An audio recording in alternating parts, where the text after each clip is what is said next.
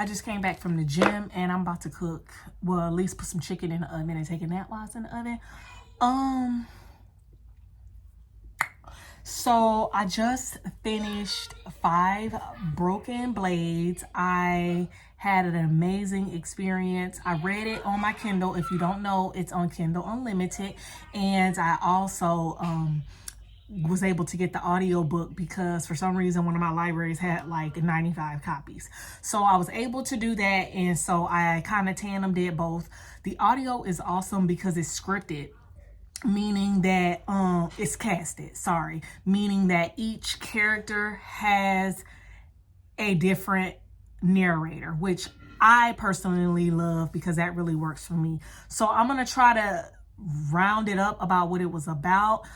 So it is about 6 people. There is a Count's son, there is a poison maiden, there is a thief, a brute or like for hire killer, a prince, and a spy. And it's told from the point of view of all 6 of them, and they have been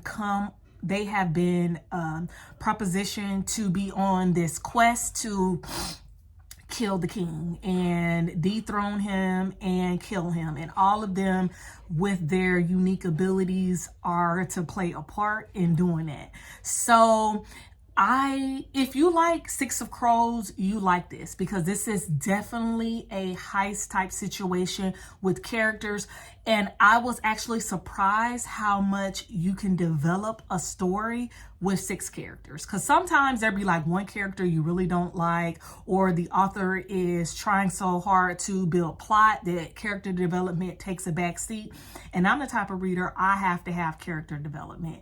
So this author, I think this was a debut, May Corland, they were able to develop all 6 of the characters in the story, give us plot legit from the get-go, give us a fantasy element because the king is a god and there's lots of mentions of gods and powers, and also give us a romance. A couple romances. Like, what? That is unheard of. So like you put all of that in like a jumbling pot, legit, you have 5 Broken Blades. And I just really can't believe that I slept on this book. So I bought this book, I want to say a few months ago, only because it was pretty. And I had decided I didn't want to read it anymore. So I actually put the physical book on my Pango storefront. It hadn't sold, and it was just still sitting here like my little bookstore is back there. So it's just been sitting there, and then it came available on Kindle Unlimited. So I was like, let me just go ahead and pick it up, girl, and like read it because the audiobook was available. It was on Kindle Unlimited.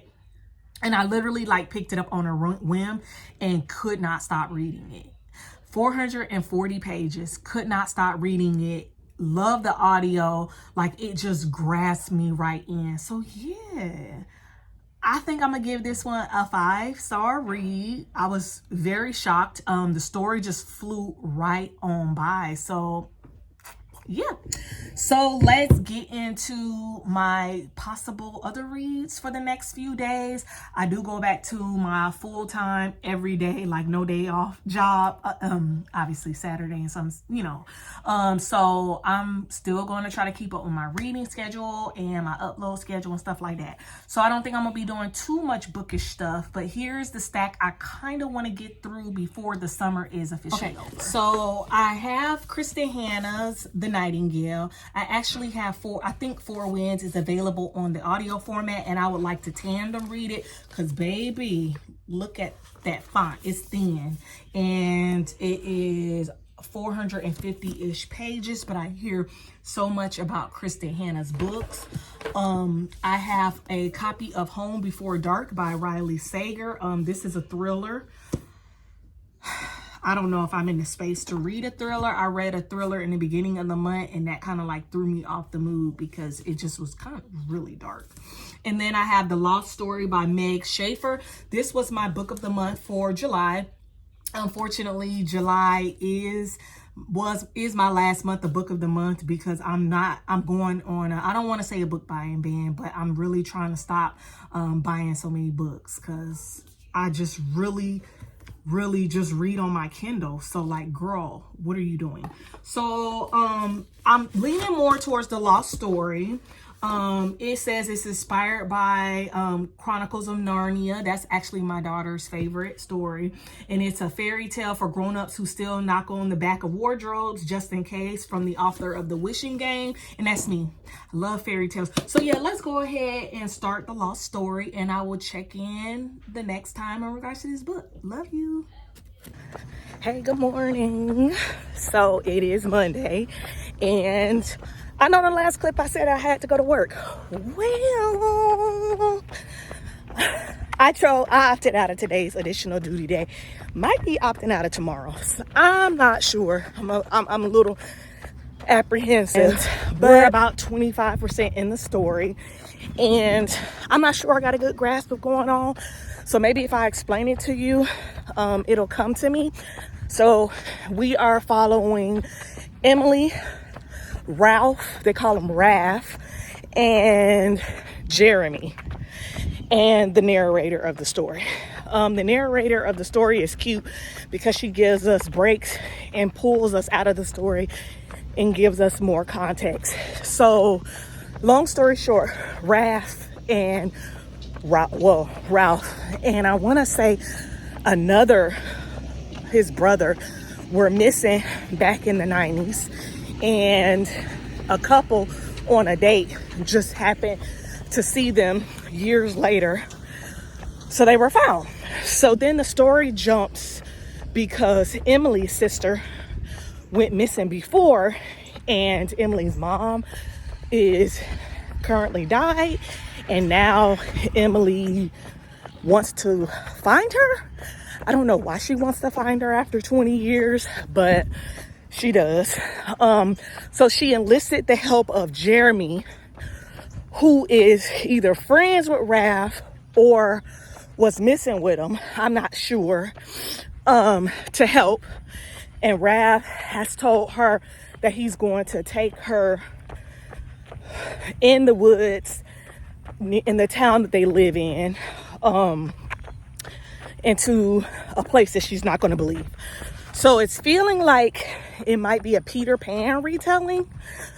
I'm not sure. There's a definite element of magic that is going to be coming into the story, and I'm curious about it. The writing style is simplistic enough to where I could do my chores and do other things while I was reading the story. So yeah, that's where we are. I hope to get it done within the next day, maybe two, because I'm kind of ready to move on. But what else is new? See y'all in the next check-in. Okay, so clarification. So Ralph and Jeremy were the two lost boys. Ralph lost his memory, where Jeremy didn't. So after they were found, Jeremy left, but Rafe had been dealing with it a lot. So that's the clarification between those two. Also, they both experienced some close losses to them, that they associate with going into the woods. They refer to the woods as the crow. So yeah, those are the clarifications. The angels bow down at the thought of you. The darkness gives way to... Hey, so it is Tuesday night, and I just finished The Lost Story by Meg Schaffer. And wow, this was a 4-star read. It only took me 3 days to read it. I had listened to it on audiobook, and then I went ahead because I was getting too confused, as y'all saw in the previous clips.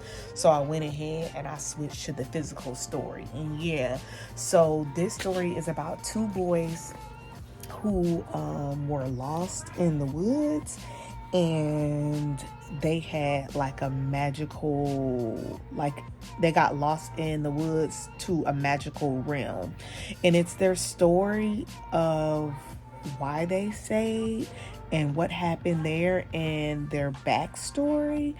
And like there were some like parts of the story like I was like tearing up.